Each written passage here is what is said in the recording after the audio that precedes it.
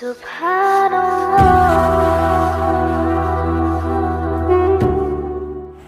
আলাইকুম ওয়া রাহমাতুল্লাহি ওয়া বারাকাতুহু। দূরের ও কাছের দেশ ও বিদেশের যে যেখান থেকে দেখছেন ইসলামিক স্টুডিও 24 সকলকে আন্তরিক মোবারকবাদ।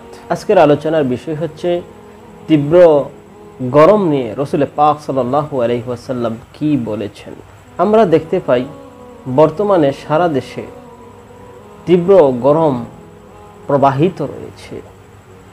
প্রচণ্ড এই গরমের কারণে অনেক মানুষ হিট স্ট্রোক করে মৃত্যুবরণ করছে, অনেক মানুষ সহ্য করতে পারছে না।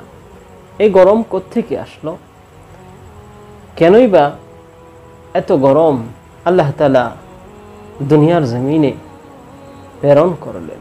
সাধারণত যদি আমরা ইসলামিক শরীয়তের দৃষ্টিতে দেখতে যাই, তাহলে আমরা দুনিয়ার এই সামান্য গরম আমরা সহ্য করতে পারছি না, কিন্তু কাল কিয়ামতের ময়দানে আপনার আমার যে কবরের মধ্যে আধহাত মাথার উপরে 12 শিকার সূর্যটা দেওয়া হবে, সেই দিন আমার আপনার কি অবস্থা হবে আমরা কি একবার চিন্তা করেছি, একবার কি ভেবে দেখেছি? এই গরম আমরা সহ্য করতে পারছি না। এই গরম আসলোটা কোত্থেকে? তারই মধ্যে বাংলাদেশের পশ্চিমাঞ্চল সহ আর অন্যান্য অঞ্চলে প্রায় 40 থেকে 42 ডিগ্রির উপরে সূর্যের তাপ চলে গিয়েছে। আমরা জানতে পেরেছি, আবহাওয়া বার্তা আমাদেরকে জানান দিয়েছেন যে সামনের দিকটাতে গরমের তীব্রতা আরো বৃদ্ধি পেতে পারে। আল্লাহ তাআলা আমাদেরকে এই গরমের তীব্রতা থেকে বেঁচে থাকার তৌফিক দান করুক, আমিন। তো আমরা কিভাবে বেঁচে থাকব? কেনই বা এত গরম পৃথিবীর মধ্যে আল্লাহ তাআলা পাঠিয়ে দিলেন? রাসূল পাক সাল্লাল্লাহু আলাইহি ওয়াসাল্লাম ইরশাদ করেন, জাহান্নাম আল্লাহ তাআলার দরবারে আরজ করলেন, অভিযোগ করে বলতে লাগলেন, হে আমার রব, আমার প্রভু, আমার এক অংশ আরেক অংশকে খেয়ে ফেলছে। তখন আল্লাহ পাক রব্বুল আলামিন তাকে 2টা নিঃশ্বাস ছাড়ার অনুমতি দিলেন। একটি নিঃশ্বাস শীতকালে, আরেকটি নিঃশ্বাস গরমকালে। তাই পৃথিবীর মানুষ শীতের তীব্রতা ও গরমের তীব্রতা পেয়ে থাকে। বুখারী শরীফ 3260 নম্বর হাদিসে পাকে এই কথা উল্লেখ রয়েছে। তবে হাদিসে পাকের ব্যাপারে ওলামায়ে কেরামের মত রয়েছে।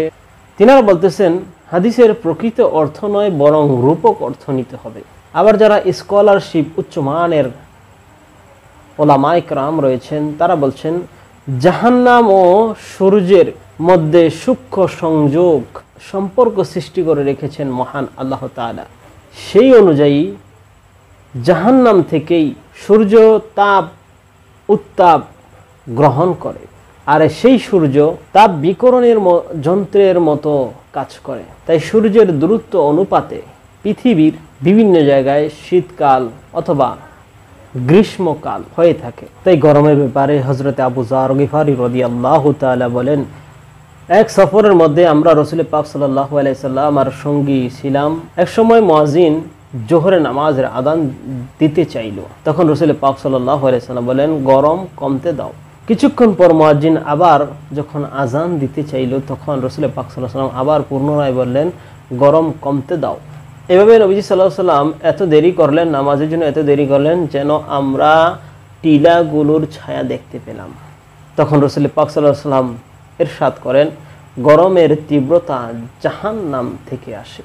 কাজেই গরম প্রচণ্ড হলে উত্তাপ কমার পর নামাজ আদায় করবে। বুখারী শরীফ 539 নম্বর হাদিস।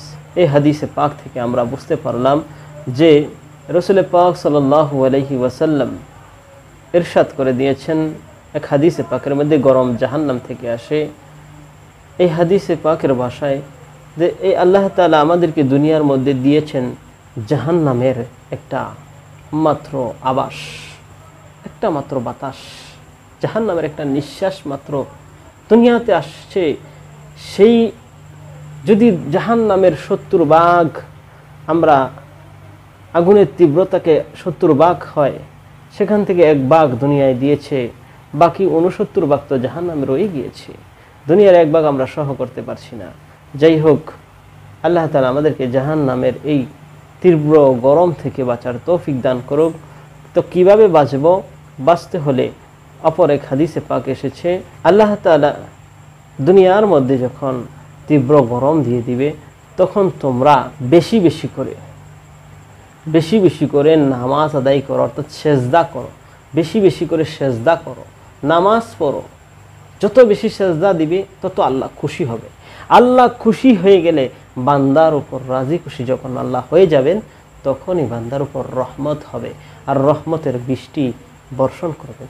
তাই আমরা এখনো যারা নামাজ আদায় করি না, আমরা নামাজ পড়ি, আল্লাহর দরবারে চাই, দেখবেন আল্লাহ তাআলা খুশি হয়ে, বান্দার উপর খুশি হয়ে দুনিয়াতে বৃষ্টি বর্ষণ করে দিবে।